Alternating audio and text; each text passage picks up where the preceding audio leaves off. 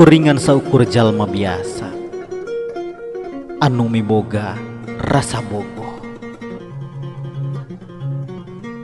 Kitu deui oge hate ieu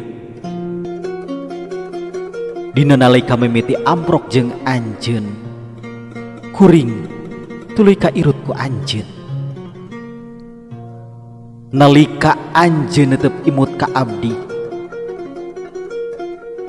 hate ieu tuluy luluh. Meureun anjeun teu boga rasana naon, tapi rarasaan kuring gede pisan pangharepan pikeun ngapimilik anjeun. Kuring teu nyaho kudu kumaha cara ngungkapkeunna, sedengkeun kuring jeung anjeun beda darajat. Rarasaan dina hate beuki ngagolak. Kudu kuring nyalahkeun rasa bogoh ieu, tapi kuring sadar rasa bogoh ieu teu salah.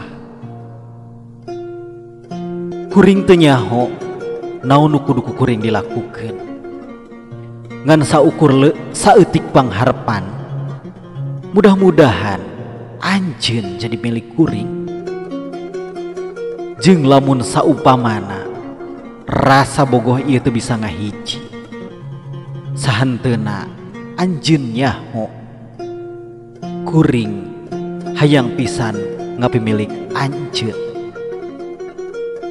Kuring nulis catatan ieu dina harap aya dina teu pasti.